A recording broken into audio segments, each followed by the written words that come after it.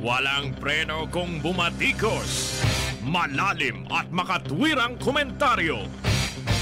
Mag-ingat ang mga politikong gumagawa ng kalokohan at baka kayo ay tamaan ng Rapid Fire!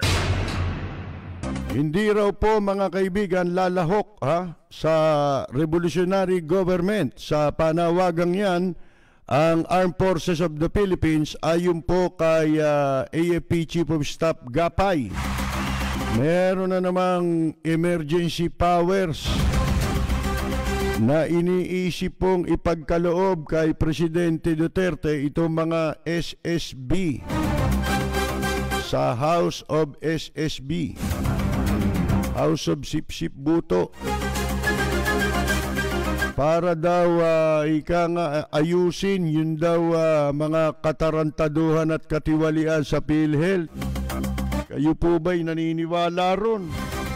Meron na pong bagong hepe ang Philippine National Police at nangako siya na magtatrabaho raw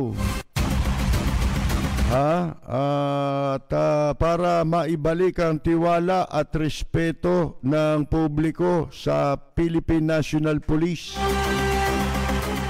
Ang problema, 2 buwan lang siya. Maliban na, extend siya. Mahigit po 1 bilyong mga equipment ang hindi pa raw na i-deliver sa PNP. 1 billion ano po. At tuloy daw po itong mga projects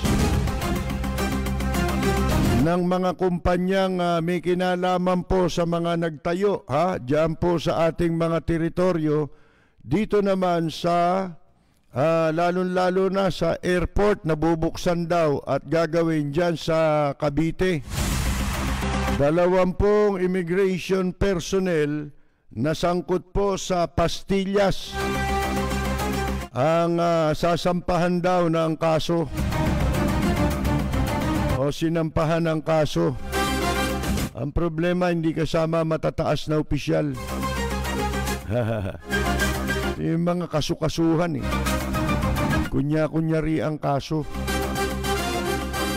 Kaya yan po mga kaibigan, sa bandang huli dismiss. Siyempre wala yung mga utak, di ba? Dapat kasama utak. Ang Taiwan alam ba ninyo na magpapalit sila ng passport dahil ika nga po nabuisit na. Sapagkat nalilito raw yung ibang mga bansa sa pagkalito na sila'y China rin. Ayaw nilang matatawag na China. Sila'y inaangkin ng China sa kabila na sila'y lumaya sa China. Bueno mga kaibigan, yan po ilan sa ating mga pag-uusapan. Walang preno kung bumatikos, malalim at makatwirang komentaryo. Mag-ingat ang mga politikong gumagawa ng kalokohan at baka kayo ay tamaan ng Rapid Fire! Ayon po mga kaibigan, dito po sa bagong AFP Chief, Armed Forces of the Philippines Chief, at siya po ay nakumpirma na ang kanyang appointment bilang bagong hepe ng AFP sa Commission on Appointments. At doon po mga kaibigan, sa deliberation ng kanyang confirmation ay tinanong siya ng mga mambabatas. Ang sabi niya, hindi raw niya papayagan ang kanyang mga tauhan ng AFP na lumahok sa anumang kilusan na nananawagan para sa revolutionary government. Mga kaibigan, at sa harap ng Commission on Appointments para po sa kanyang nomination na general. In general, 4-star, di ba? Brigadier General, Major General, Lieutenant General, pagkatapos General. May isa pa. Marami yan eh. May General Problem, may General Electric, at saka may General Merchandise, mga kaibigan.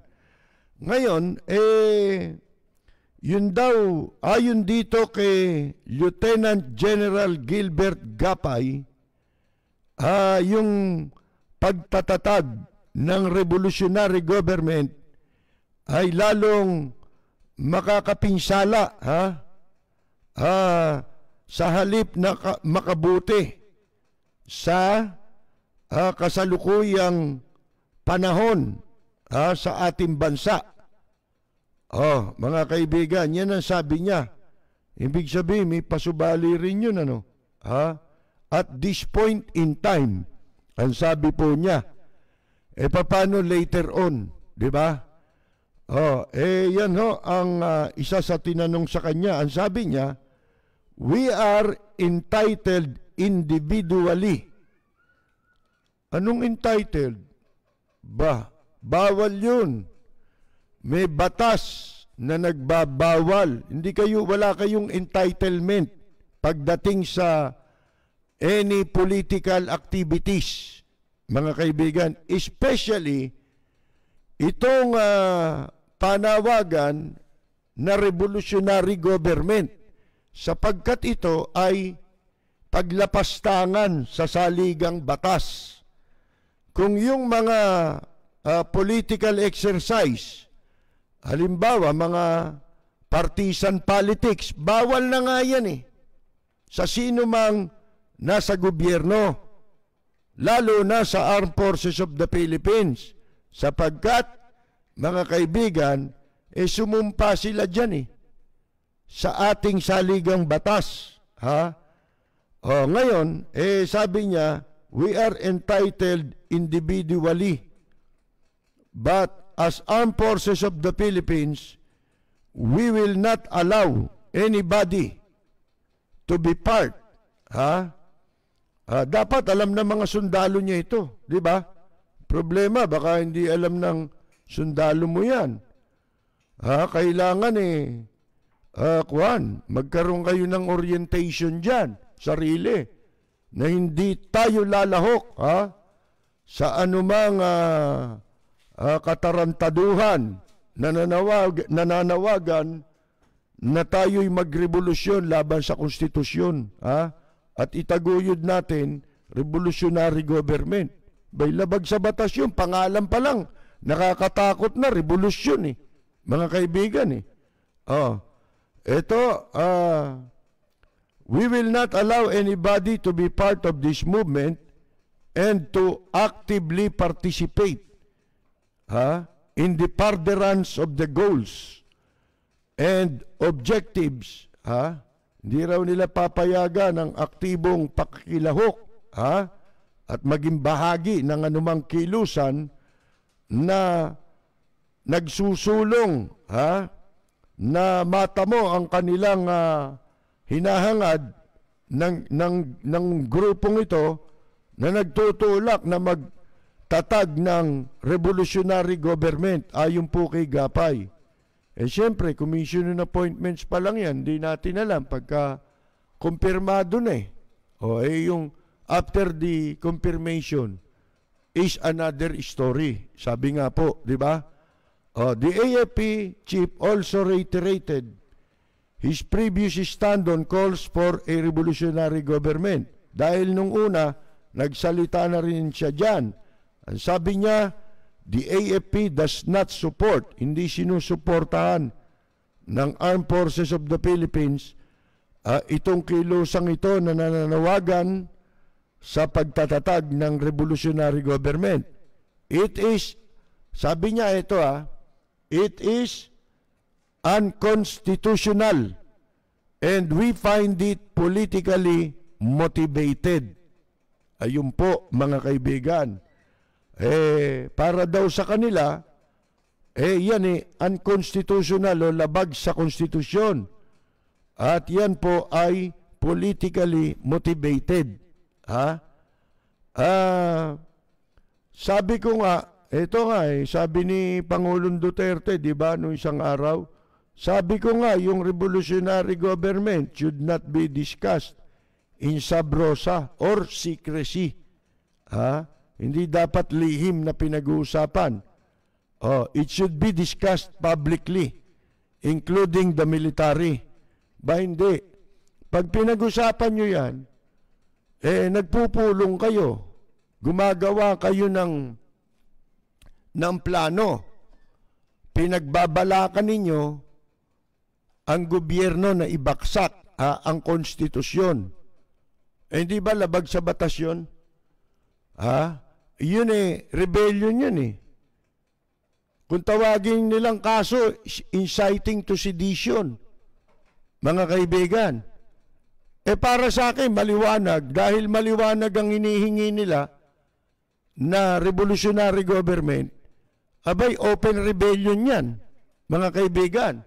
So, yan po, dahil labag sa batas yung ginagawa nilang yan, pwede silang ulihin dyan Anong sasabihin ni Presidente Duterte? Yan kailangan pag-usapan publicly. Yung pagtatangka na magbagsak ng gobyerno, ang ibabagsak nila yung gobyerno, hindi nakaupo mga kaibigan kung yung nakaupo, ibabagsak mo, di masama, di lalo na yung buong gobyerno ang ibabagsak mo. Di lalong masama yun, mga kaibigan. Kaya, arestado dapat yan. Dapat yun ang tinanong nitong Commission on Appointments, members, isa man dapat doon sa mga membro ng Commission on Appointments. Paano? Merong pahayag si Presidente Duterte na yan dapat pag-usapan publicly, including the military. Anong gagawin nyo in the event na itong mga ito ay dapat, di ba sila sinusubaybayan ng mga military intelligence natin? Kung sa bagay, hindi na tayo, wala nang pakinabang ang bansa sa military intelligence. Katunayan sa mga inchik na sumasakop sa atin, wala Mga kaibigan, tahimik ang AFP, pati doon sa infiltrated na nga yung ating military communications, mga kaibigan. Ito balita, dahil dun sa pagkaka-aproba ng bagong telecommunications, maganda na kayo, mga kaibigan. Bakit? May balita kami. Bibirahin yung Smart at saka yung Globe. Itong taong ito, bago matapos ang taong ito. At pagkayang kumpanya na yan ng Incheck ni Dennis Uy na suportado ng Communist China, mga kaibigan, pag yan ay nag-operate na, lalamunin ito yung Globe tsaka yung Smart dahil isasara rin yan. Titirahin yan sa December. Yun ang mga kumakalat na balita, mga kaibigan. Pagkatapos, kontrolado na nilang lahat. Ang information technology sa Pilipinas. Iyan ang pinakaabangan ninyo. At bahala kayo, matulog kayo ng maimbing. Walang preno kung bumatikos. Malalim at makatwirang komentaryo. Mag-ingat ang mga politikong gumagawa ng kalokohan at baka kayo ay tamaan ng Rapid Fire! Yun ang hindi na itanong mga kaibigan Paano? Paano yung mga nagsusulong nito? Siyempre, nagmi-meeting yan. Di ba? Hindi pwede yun. Labag sa batas yung sinasabi na yun ni Presidente Duterte na it should be discussed publicly. Revolutionary government, publicly. I-discuss mo. Di para kang nagdudoktrina. Hindi ba? Para mong pinapayagan na sila ay mangumbinsi ng publiko na tara, ipanawagan natin, igiit natin, itatag ang revolutionary government.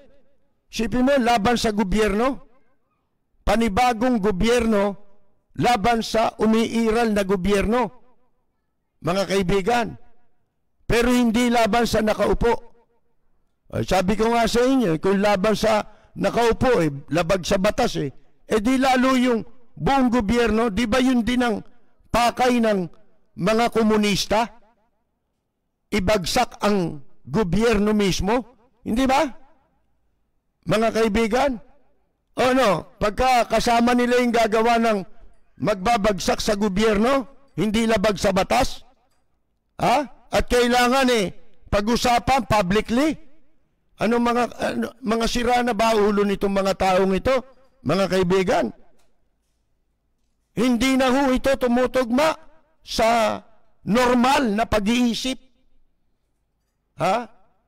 Labag na ito sa batas,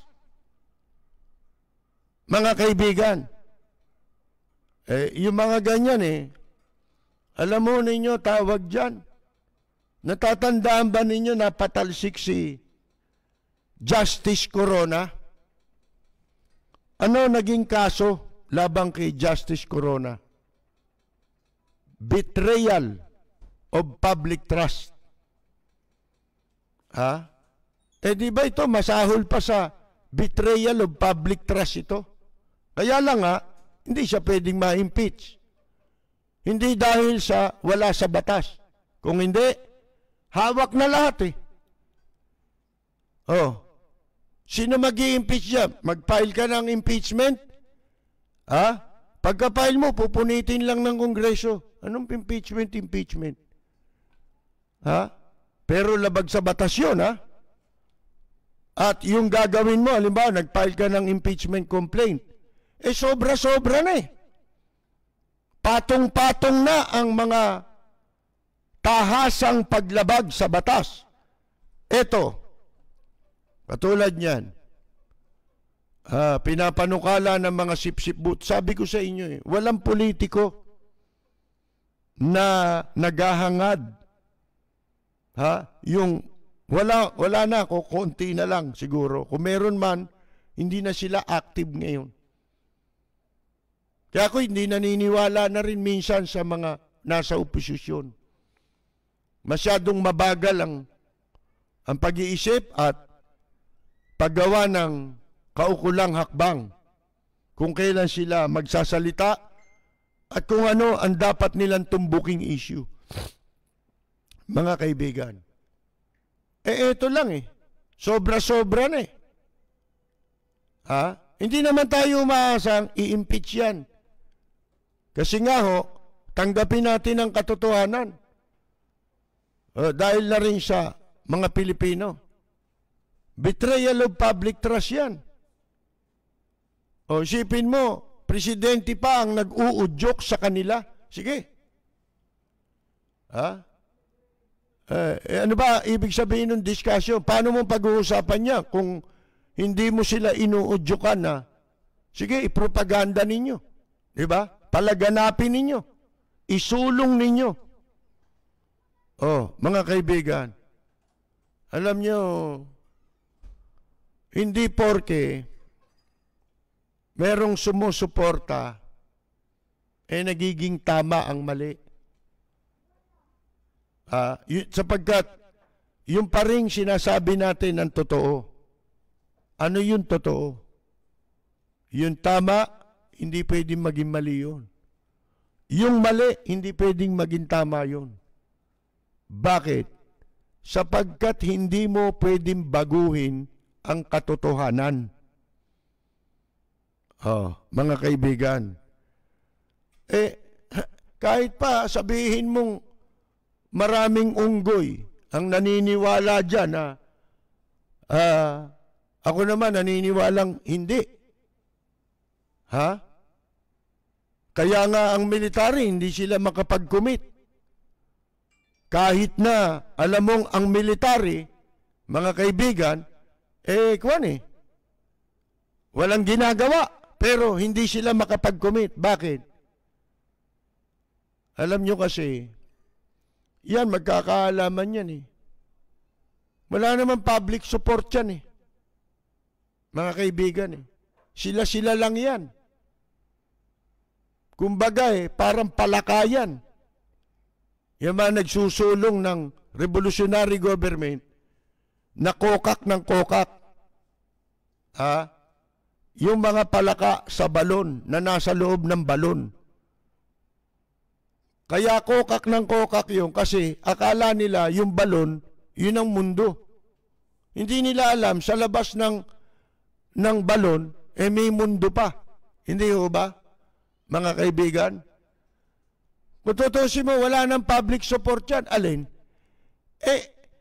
Kung credibility lang, wala nang naniniwala sa gobyerno natin. Kaya kita ninyo yung paghalik ni yung halik ni Judas halik sa lupa, mga kaibigan. Mga kaibigan walang naniniwala ron. At lalo pang lumalakas ang paniwala ngayon ng publiko na iba na yung lumalabas ngayon. Maliban doon sa nagsasalita ng walang face mask, iba na ang lumalabas, lalo pagka naka-face mask. Pinagkukumpara sa mga litrato. Dati, mas mataas siya rin sa alalay niya. Ngayon, mas maliit na siya sa alalay niya. Hindi ba? Ano ibig sabihin niyan? Ipinapahiwatig niyan na wala nang naniniwala alam pa naman ninyo, nagkaroon ng survey, di ba? Naniniwala daw ang marami na hindi ka pwedeng magsalita ngayon para punahin mo ang gobyerno. Ito, kamakailan lang nabalitaan ko. Isa na namang veteranong broadcaster ang tinanggal dyan sa himpilan ni Kibuloy. Dahil sa hindi na niya matiis na hindi pumuna sa gobyerno. Isipin mo, hindi naman yung government station. Di ba? Mga kaibigan. Pero yung may-ari, pro Duterte. Katulad yung pinanggalingan ko, di ba? Pro. Tapos nagpapalabas kunyari nung nag-participate sa EDSA Revolution. Paano? Kaya nila nilalabas yun, panabla nila yon. Kung sakasakaling magbago ihip ng hangin, yun na naman ang ipopropaganda nila para nakakabit na naman sila sa bagong administrasyon. Kung sakasakali. Mga kaibigan. Tinanggal daw si veterano ito si Ben Paipon. Mga kaibigan. Sino yun? Nung panahon ni Marcos. Nakilala ko yan, panahon ni Marcos. Una niya ang kilala, yung tatay ko. Dahil mga kasamaan nila. Nasabi ko nga sa inyo, nung araw, kahit magkakaiba ng paniwala sa politika, ang mga komentarista, kapag kaya mayroong mga okasyon, nagsasama-sama yan At nagkikita-kita yan. Hindi nag-aaway. Nag-aaway lang sila sa impapawid. Sa kani-kanilang paniwala, mga kaibigan. Pero pagdating sa mga okasyon, hindi nila ginagawa yun. Magkakasama ang turingan nila. Si Ben Paipon. Alam ba ninyo kung sino yon? Nung panahon ni dating Pangulong Marcos. Opposition yun. Ano katunayan?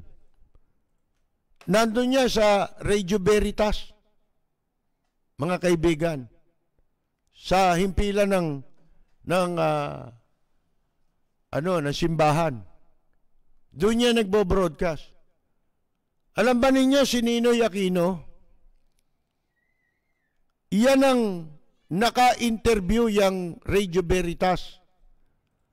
Bago bumalik sa bansa si Senador Benigno Aquino Jr. Yung mga panahon na yun, yan ang mga broadcaster dyan. Sino ba yun yung namatay? Na naging director din sa ano ito sa Bureau of Broadcast. Si Orly, sino ba yun? Kalimutan ko yung pangalan Mga kaibigan, hindi si Orly Punsalan May isa pa Nagaling din sa Radio Veritas. Mga kaibigan, tinanggal doon sa himpilan ni Kibuloy. Mga kaibigan, isipin ninyo yan. Ayaw na talaga nila na may magsasalita o pupuna. Nakita ninyo, bakit nila ginagawa yan?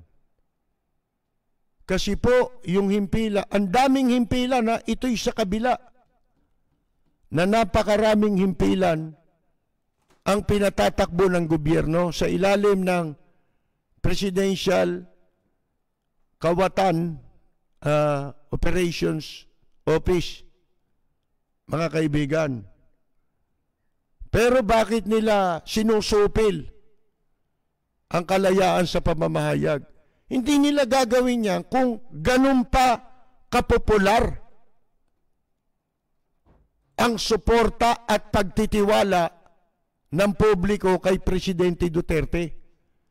Kaya nila ginagawa yan, alam nila ang katotohanan.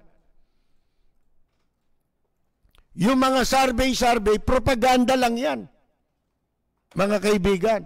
Kaya sabi ko nga sa inyo hindi naman dapat talaga pinagtitiwalaan ng survey.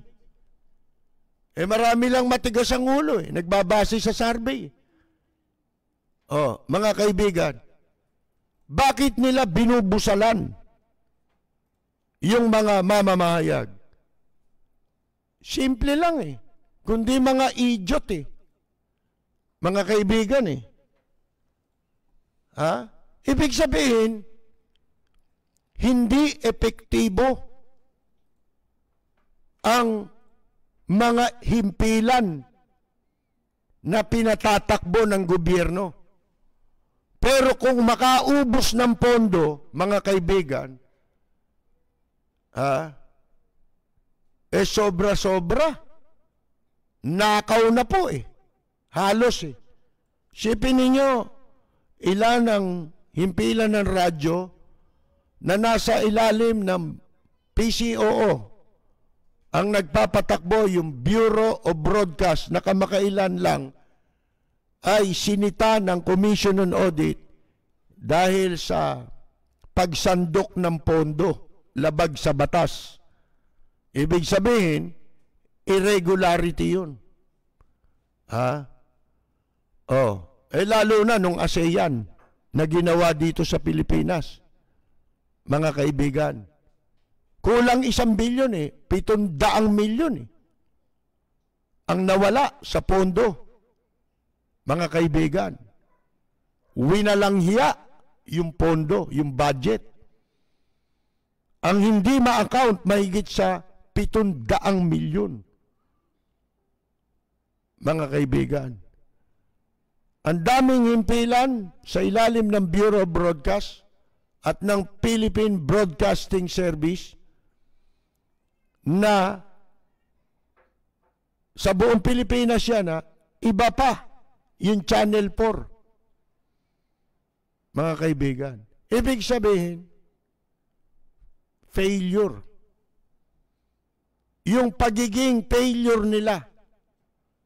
Kung talagang tutusin mo, mismanage ang tawag doon Di ba? Kasi naglagay ka ng tao dyan. Pagkatapos wala palang kakayahan na tulungan ng gobyerno, ang administrasyon. Mga kaibigan. Ano tawag mo ron? Mismanagement na maliwanag yun. Pagkatapos, ibubunto nila ang sisi sa mga pumupuna. Ang gagawin, susupilin yung mga nagsasalita. Yung mga pumupuna sa gobyerno. Para wala nang para masabing tagumpay sila. Pero lahat ng gawin nila ay palpak. Mga kaibigan, alin? Ako, nilagay ko tao sa Bureau of Broadcast, pagkatapos hindi pinaniniwalaan, abay palitan ko yan. Di ba? Tadyakan ko lahat yan. Mga kaibigan, sipain ko lahat yan. Para saan yung sweldo ninyo? Ang daming pwedeng tumulong sa kanila. Wala. Kasi lahat minure. Nagahari-harian Ang gusto, takutin lahat. Mga kaibigan. Para lahat na, ito lang yung sinasabing sa PhilHealth. Kailangan daw bigyan ng emergency power. Bakit nila naisip yun? Sa palagay nyo. Ito mga betrayal of public trust yan. Sapagkat si Giran, yung bagong presidente, wala akong question sa kanyang pagiging NBI official. Merong mga nagsasabi, yan daw ang itinuro na may pinatay daw yan na pinakain daw sa buhaya. Sabi raw nung matubato. Wala yun accusation pa yun Ang sa akin ito Okay, naging NBI yan. Mahabang panahon. Mga kaibigan, wala namang question dun sa kanyang credibility. Hindi ko kinu-question yun. Ang kinu-question natin ay siya ba'y qualified o disqualified na maitalaga sa PhilHealth? Yun lang naman O di ba binasa natin yung batas kagabi? Hindi siya qualified Wala siyang 7 years of management sa health. Health management ang tinutukoy doon. Mga kaibigan. Wala siya noon at wala siyang experience. Hindi siya doktor CPA siya At saka lawyer. Para sa NBI. Ano ba kinukuha dyan sa NBI? Kundi ka CPA, lawyer, o kaya pareho. Mga kaibigan. Bakit? Doon sa PhilHealth ang requirement doon yung 7 years experience sa nag-engage ka sa health practice. Paano ka mag-engage to? CPA ka. Di ba? Hindi ka naman doktor o nurse. Kaya wala ka nun. Sana kung albularyo siya. Bakit nila sinasabi ngayon? Kaduda-duda yan. Very suspicious yung emergency powers para lang ayusin yung problema. Di ba sabi nyo, kaya nga nilagay nyo yan para kasuhan, di ba? Yung mga magnanakaw. Yung emergency powers na yun yung pa magsasalba dyan At saka unang-una, gusto nilang ihanda yung para walang violation sa pagkakatalaga kay Giran. Sapagkat si Giran, as far as the law is concerned, hindi siya qualified. Kahit sabihin pa nilang paulit-ulit, qualified. Nabasa natin yung batas mga kaibigan, lahat ng tinutukoy na requirements, puro pawang may kaugnayan sa health. Ano kaugnayan ng abogado sa health? Sana kung doktor din siya. Mga kaibigan, bukod sa pagiging doctor of medicine, ang tinutukoy natin, hindi yung doctorate. As far as the law is concerned, hindi siya qualified doon sa requirements ng batas. Sa kung sino ang pwedeng maitalagang Pangulo at Chief Executive Officer ng PhilHealth. Madalit sabi, labag sa batas yung appointment niya. Sino lumabag? Yung nag-a-appoint. Oh, mga kaibigan. Walang preno kung bumatikos. Malalim at makatwirang komentaryo. Mag-ingat ang mga politikong gumagawa ng kalokohan at baka kayo ay tamaan ng Rapid Fire! Ito ang bagong hepe ng Philippine National Police, si Lieutenant General Camilo Pancrasius Cascolan.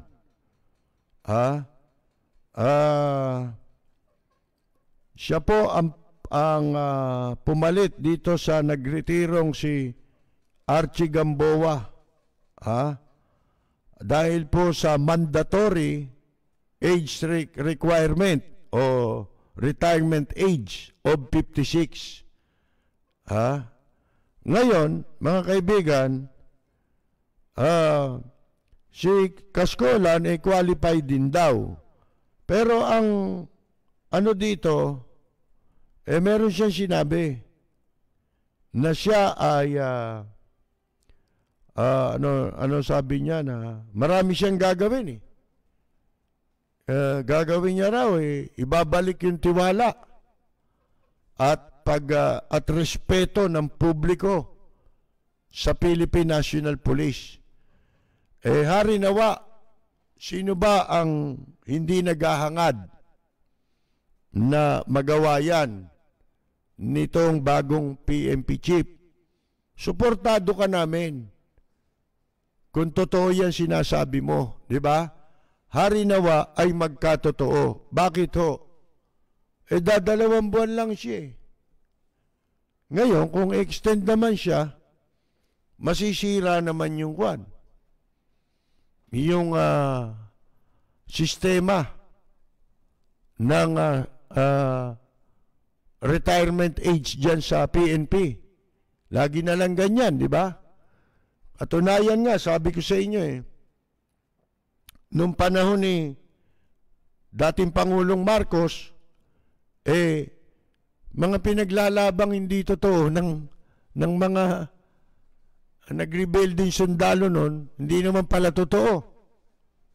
Yung mga nagkukudeta, di ba? RAM. Puro mga hindi totoo Ano panawagan nila nun?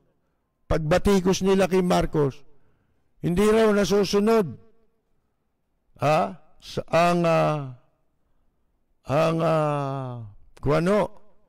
Ang promotion at saka yung dapat na magretiro, sino yung dapat ma-promote, hindi raw lahat nasusunod yun. Pero pagkatapos ng EDSA Revolution, ganun din na nangyari sa Armed Forces of the Philippines. Di ba? Maging sa Philippine National Police, may mga ganyang pangyayari. Hindi ba? Madalit sabi, hindi totoo yung pinaglaban. Kasi kung totoo yun, hindi na sana naulit yun. Masisira na naman yun. Mga kaibigan. Hari nawa, November kasi, ang retirement na rin, retirement age, para kay General Cascolan, mga kaibigan. Kasi po yung sinasabi niyang reforma sa PNP, halos lahat yata ng naging hepe ng PNP, yan ang sinasabi pag na-appoint. Buti nga ito ngayon, ewan ko, paano mo maibabalik ang tiwala kung hindi mo naman lulutasin yung mga problema, mga sanhi na naging dahilan kung bakit mawala ang respeto at tiwala ng publiko sa Philippine National Police. Halimbawa, di ba, sa mga nakaraan hindi na nila inuulit yung susugpuin ng wetting. Hanggang ngayon may wetting di ba? Hanggang ngayon may wetting, mga kaibigan. Kasi nakahalata na publiko Lahat ng uupong PNP, babaguhin ng PNP. Ibabangon ng imahe Meron pang umarte nung araw dyan eh. Di ba? Nagpagawa si Bato, di ba? Nagpagawa pa ng pagmumukha niya. Tsaka yung sumunod yata sa kanya. May mga kung ano-anong nilagay. Mamang pulis ba yun? Mga ganon. Mga kaibigan. Wala rin eh. Ang bagsak din sa wedding eh. Kidnapping for ransom, droga. Di ba? Doon din ang punta eh. Pagkahaba-haba daw ng prosesyon, sa simbahan din ang tuloy. Yun ang nangyari. Oh, mga kaibigan. Yun, halimbawa, para mabago mo yan, talagang gawin mo yung hindi nagawa. Ang tanong, magagawa niya ba yun? Di ba? Paano mo lilinisin yung pulis? Lalo na ito si Kaskolan, kilala raw ito na hindi nagpapahiya ng tao niya. Di ibig sabihin kung sintidor. Di ba? Pero, total, 2 buwan ka lang naman eh. Sana nga, di ba? Kasi, baka gawin mo ng dahilan yan eh. Para sa retirement mo. Hindi, 2 buwan lang ako eh. Hindi na, ikaw na nga ako eh. Hindi naman sinabi sa iyo ng publiko, mangako ka. Di ba? Wala namang nagsasabi sa inyo ang publiko eh. Hindi naman kayo pinilit ng publiko. Bago mo tanggapin yung pwesto mo ha. O bago ka magsimula dyan ha. Mangako ka muna. May nagsabi bang ganon? Nalilinisin mo ang Philippine National Police. Ibabalik mo ang, para maibalik ang tiwala at respeto ng publiko. Wala namang ganon eh. Kayo lang nagsasabi niyan. Kaya sabi ko nga sa inyo, walang kwenta yung mga ganyan kung yung mga nauupo sa gobyerno, especially itong mga politikong mga elective officials. Di ba sabi ko dapat maging requirement yung bukod sa certificate of candidacy, i-require din sila ng iba pang requirements. Di ba? Isa na dyan yung nag-seminar ka sa Republic Act 6713, may certificate na naipasa mo yun. May konting pagsusulit bago ka. Kahit na 3 buwan lang yan. Siguro sobra-sobra yung panahon na yun para makabisote nila yung 6713 sapagkat yun ang Biblia ng mga nasa gobyerno kasama pulis.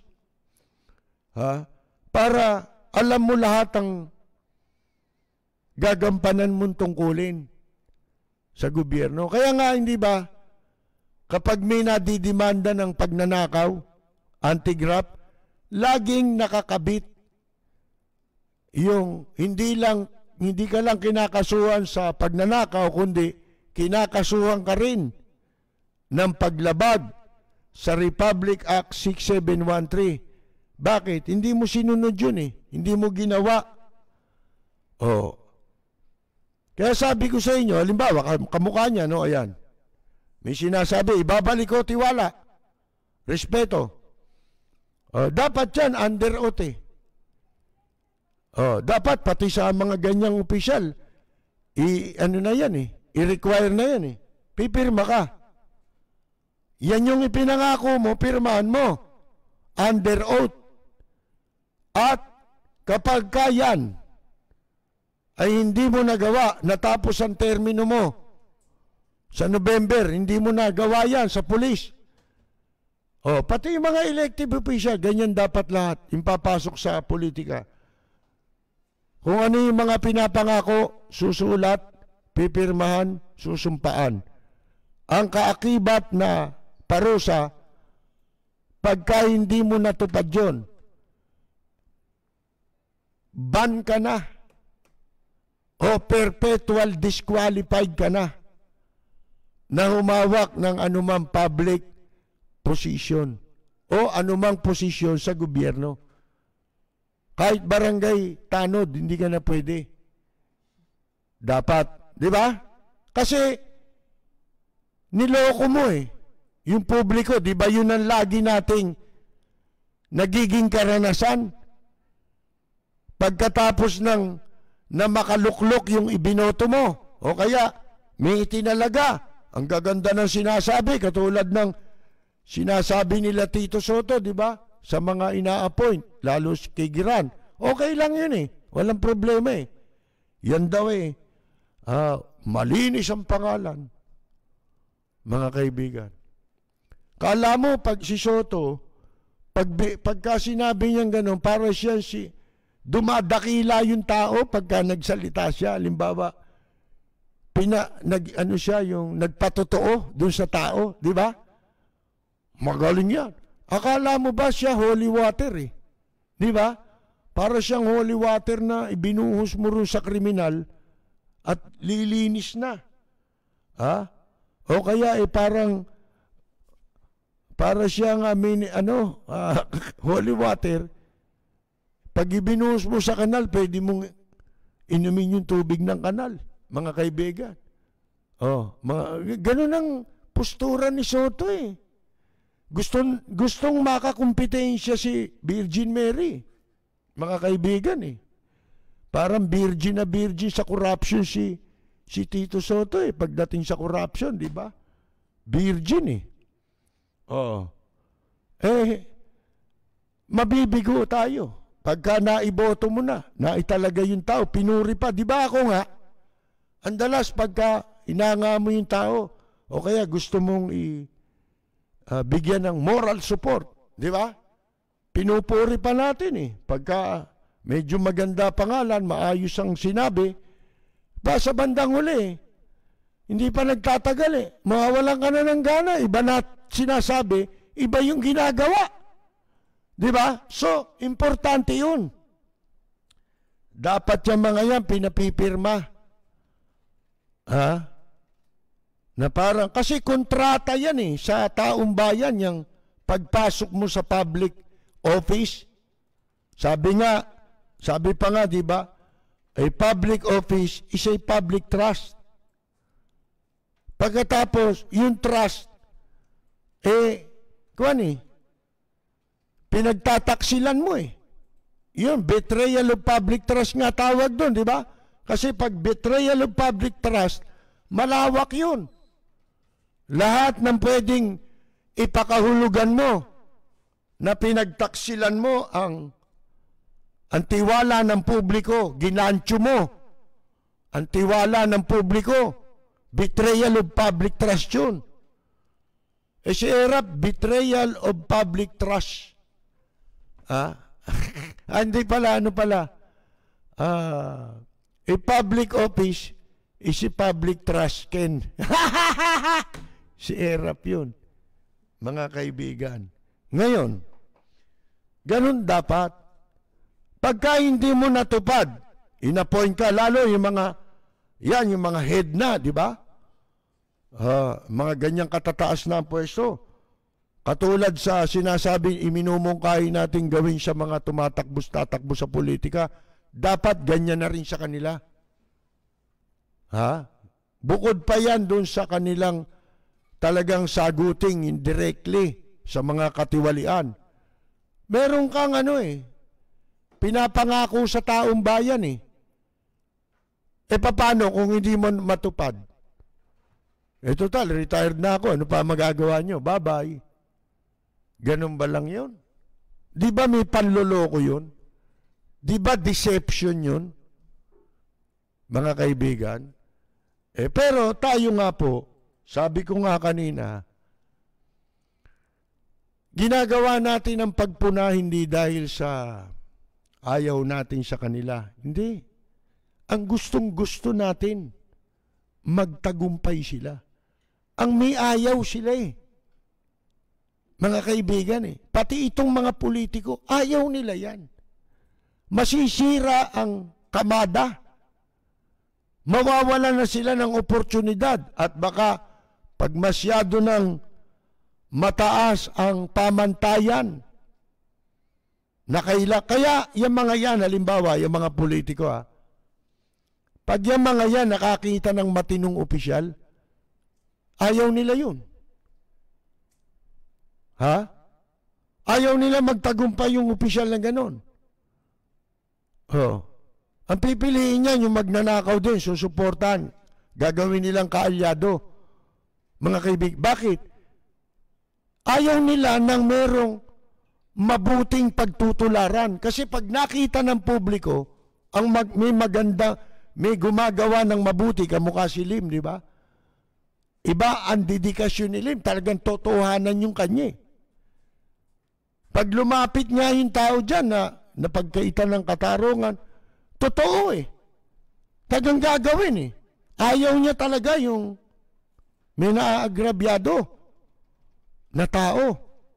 Ayaw yun ng mga politiko.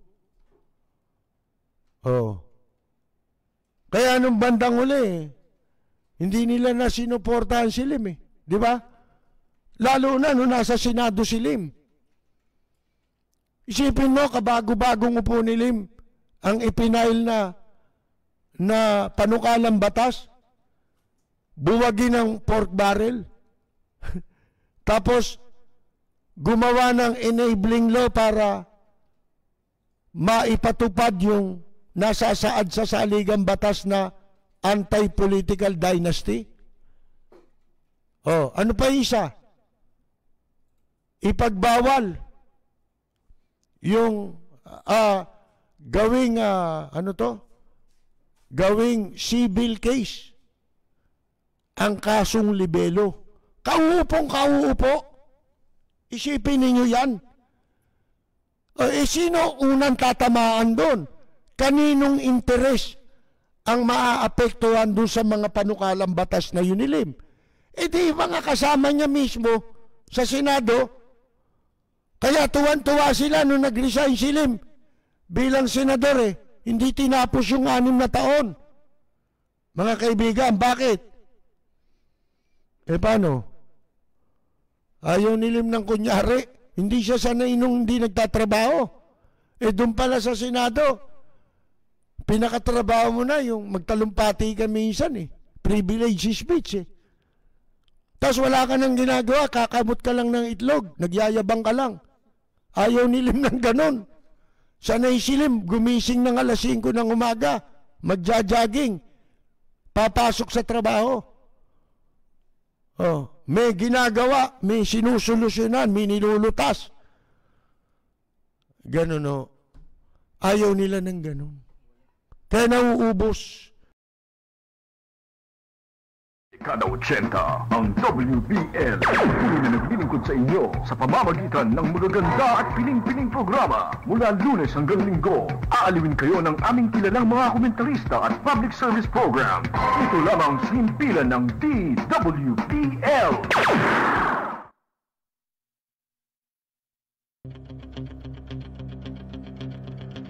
Walang preno kung bumatikos. Malalim at makatwirang komentaryo. Mag-ingat ang mga politikong gumagawa ng kalokohan at baka kayo ay tamaan ng Rapid Fire! Magpapatuloy po tayo. Pasensya na po, medyo nawala tayo kanina. Sa Facebook daw po yung problema. Katulad din yung nangyari ng mga nakaraan. Ngayon, ito ang sinasabi.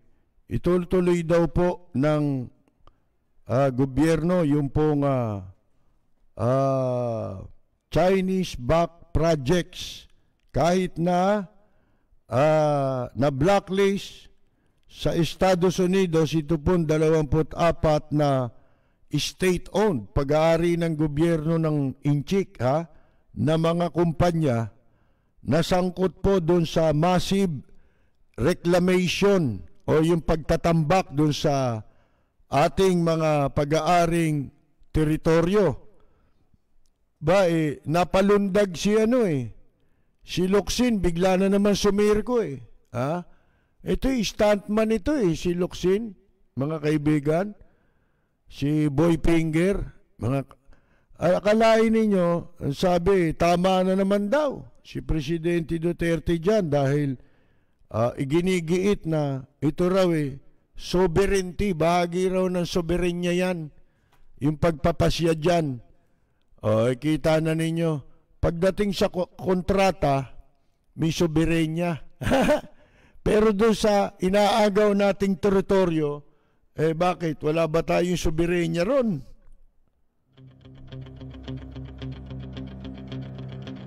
Walang preno kung bumatikos. Malalim at makatwirang komentaryo. Mag-ingat ang mga politikong gumagawa ng kalokohan at baka kayo ay tamaan ng Rapid Fire! The President was clear, sabi ho ng damuho, ni Roque, in saying he will not follow the directive of the Americans. Doon sa pag-blacklist, mga kaibigan, because sabi, we are a free and independent nation. Kita ninyo, doon kay kay Locsin, sovereign daw yun. Mga kaibigan, bakit doon sa doon sa mga teritoryo nating tinambakan ng inchik, tinayuan, at inangkin, na parang kanila na, wala tayong iniimbok na sovereignty. Di ba? Doon kayo magtaka, mga kaibigan. Ngayon, ang sabi naman nitong gobernador ng Cavite, isa sa natuwa, itong si Kwan, ano ba pangalan nun? Yung Remulla rin yun Yung governor ng Cavite, Jombik ba yun? Jombik Remulla, na dati, kamakailan lang, binabanatan nito yung kapatid niya ikinahihiya niya, di ba? Doon sa inasal, sa kamara, mga kaibigan, si Boying Remulla, kinakahiya niya. Ba ngayon, biglang iba na kasi naiimbita na sa Malacanang Ngayon, tuwan-tuwa siya sapagkat matutuloy yung project na pagtatayo ng airport diyan po sa Cavite City, mga kaibigan. Ang sabi niya,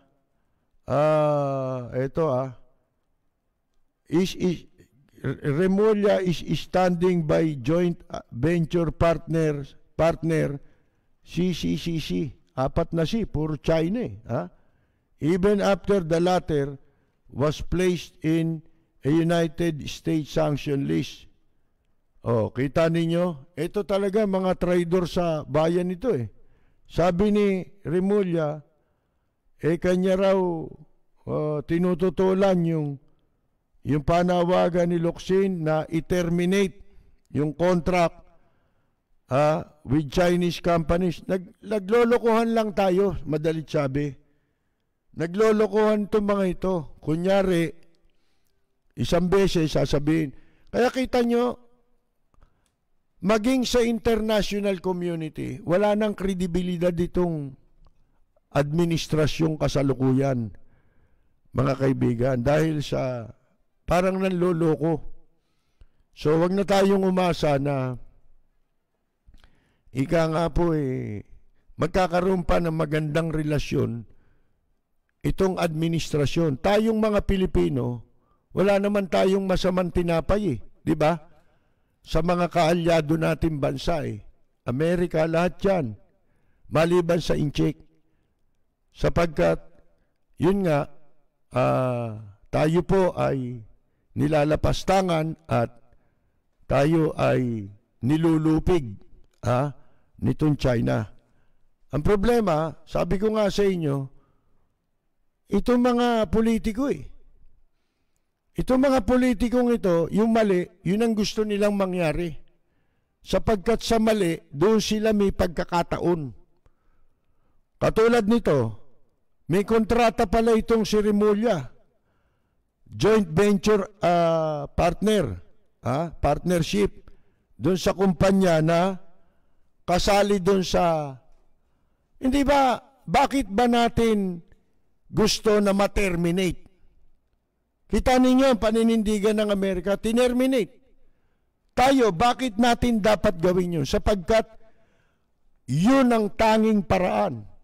Isa sa mga mabibisang paraan, mga epektibong pamamaraan upang maipahatid ng bansang Pilipinas ang malakas na mensahe laban sa ginagawang panlulupig at paglapastangan sa atin ng bansang China. At para yon ay makita rin ng ibang mga bansa na tayong mga Pilipino ay hindi pumapayag na agawin sa atin ang ating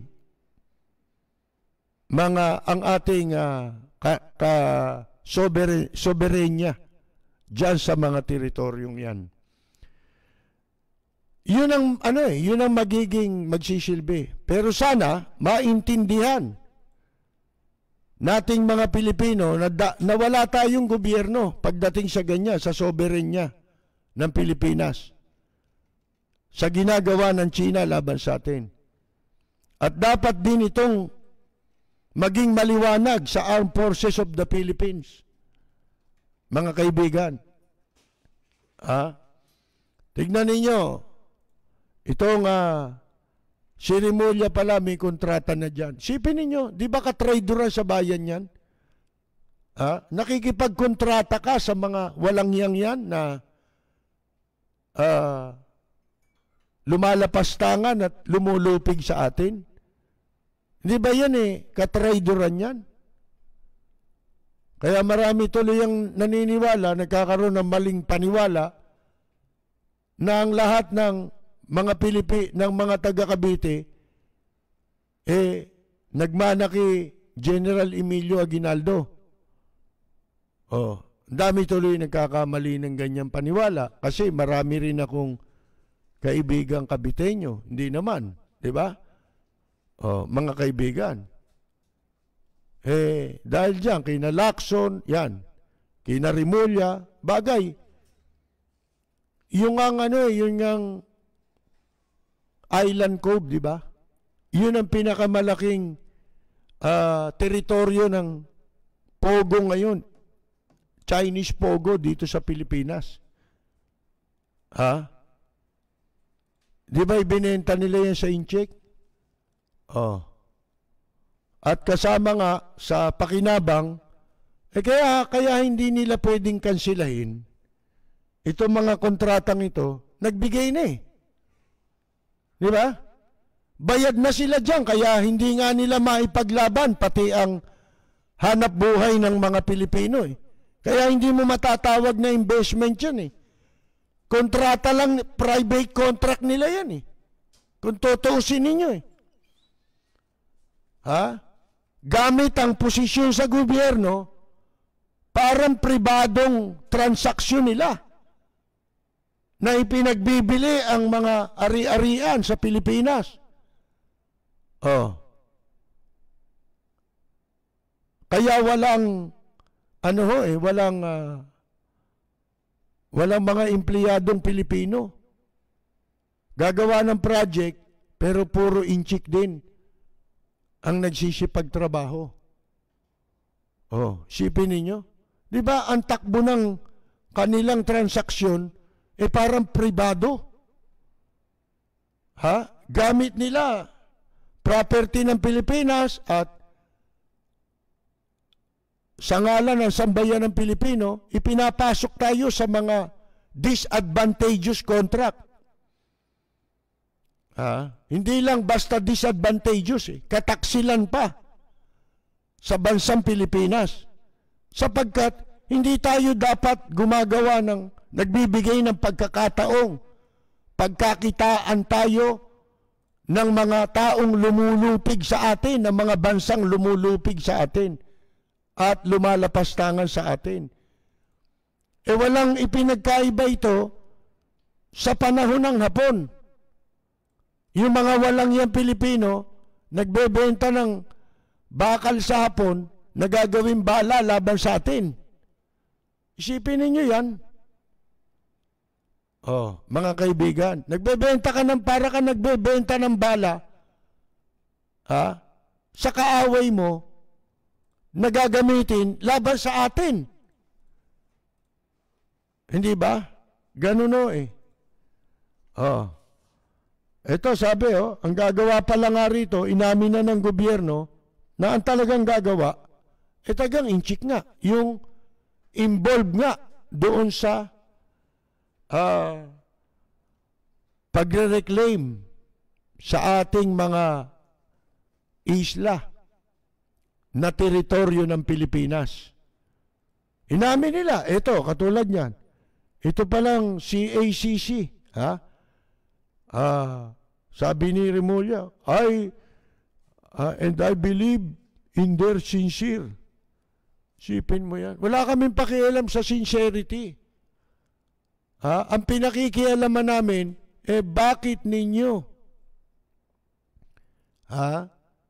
pinapayagang magkamal ng salapi dito sa ating bansa? Yung mga kumpanyang yan, ito pa ang problema. Alam naman ninyo yan, joint venture yan. Ibig sabihin yan, pag naitayo yung airport, meron pa silang dyan. Meron pa rin silang kikitain dyan. Hindi solo ng Pilipinas. Yung magiging airport na yan, kung ano man ang magiging income ng airport na yan. Balang araw, dahil sa ginagawa nitong mga ito, itong mga posibleng mangyari, ma-embargo ang Pilipinas. Dahil dito sa nakaupo. Dahil sa katrayduran ng mga nasa pamahalaan. Malamang mauwi tayo sa embargo. Tayo ang i-embargo, ang papatawan ng sanksyon ng mga malalaking bansa. Kagagawa nila. Ano ang mga pwedeng gawin? Sige, maitayo mo man yung airport na yan. Ano magiging biyahe mo dyan? Puro China?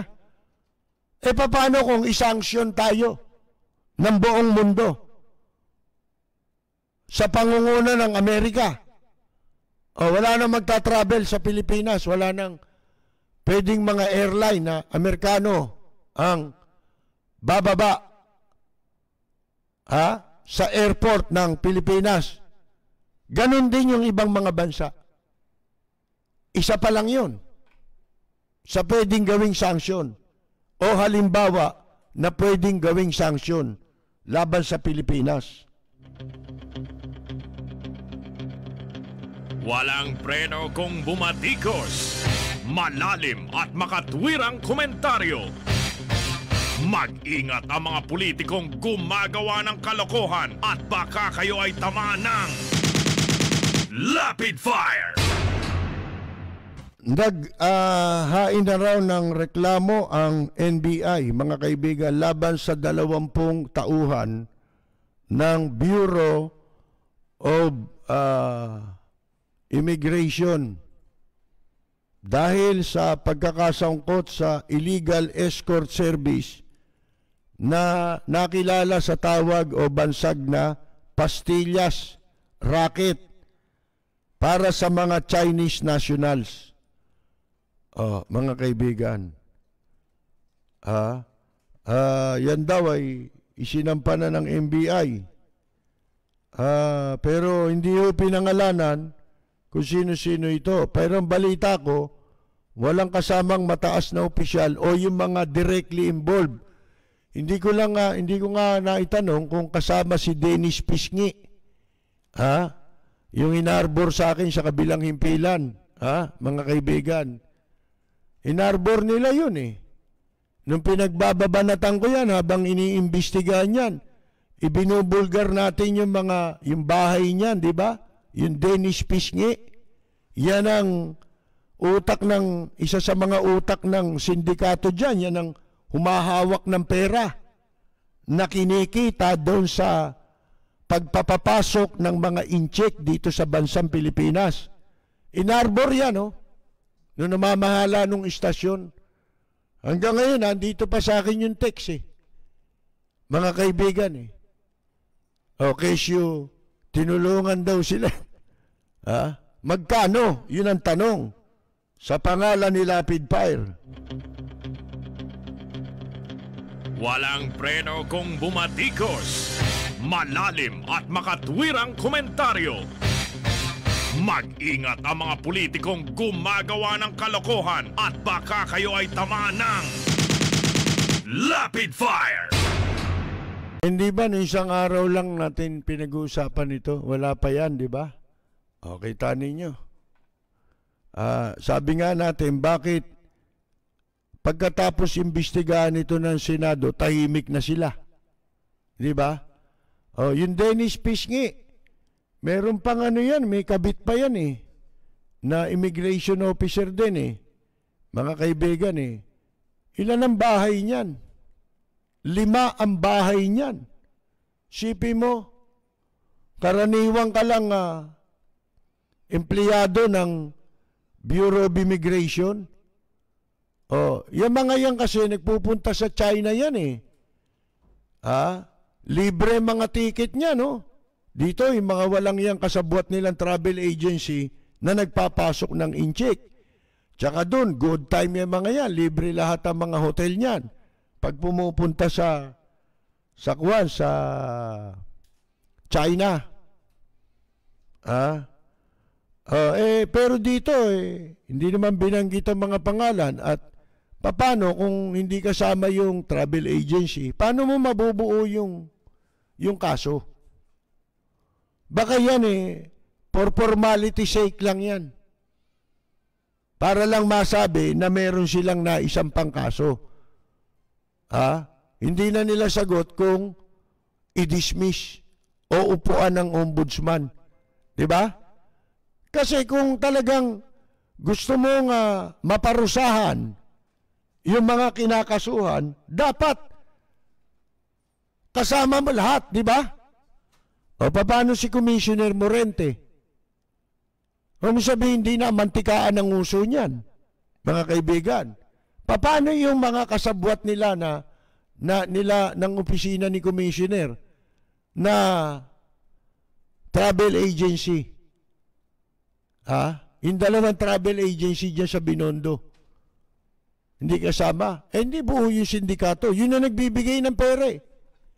Doon ang gagaling yung pera na ibinabayad para makapasok yung inchik dito. Gumagawa sila ng listahan. Mga kaibigan, may reseta. Yung listahan na yon, nakatimbre na sa immigration. Kaya pag dumating yung mga inchik, bibilangin lang nila kung ilan yun eh.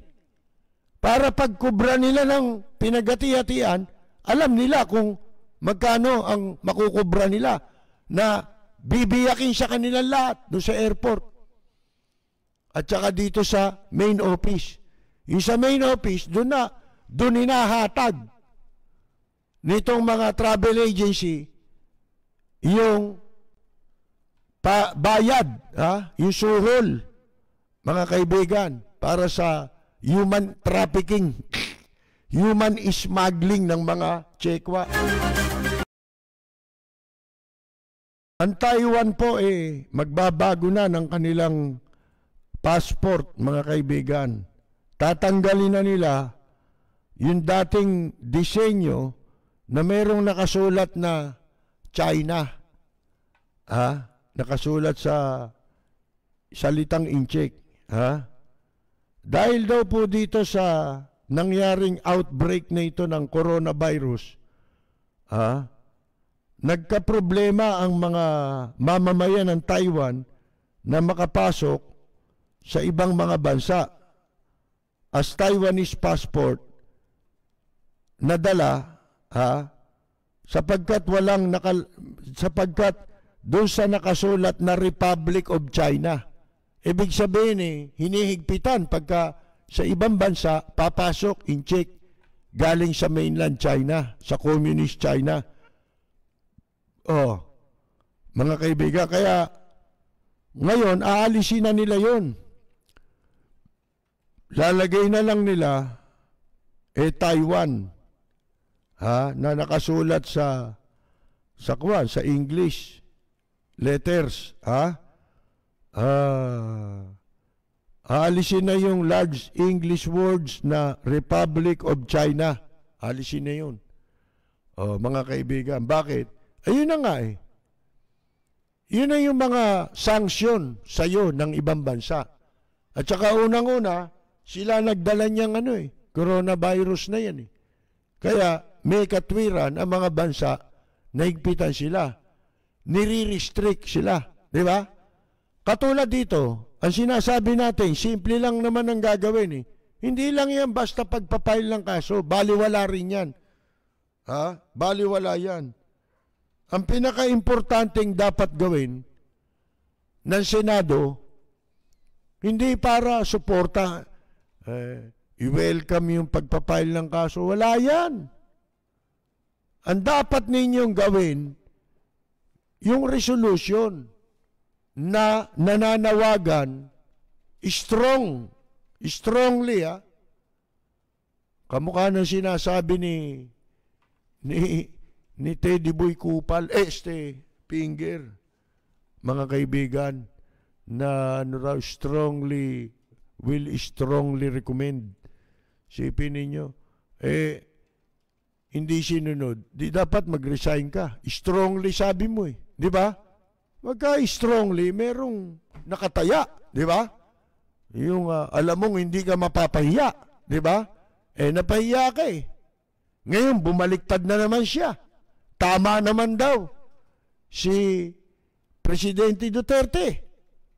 Dahil meron daw tayong sovereignty. Sovereignty sa pera. Sa kikitain sa China. Paano? Naglagay na eh. Kumita na siguro si Rimulya, di ba? Mga kaibigan, nakuha niya yung advance niya. Kaya kahit na insulto pa yan, kaya ano pa yan, wala silang pakialam. Ha? Basta yung pera, importante sa kanila. Kahit ipagbili nila ang soberenya ng Pilipinas, wag lang yung kontrata. Ha? Yung kontrata ng yung soberenya nangingilala, no? Ha? Pagdating sa kontrata pala, may soberenya tayo. Isipin ninyo yan, mga kaibigan.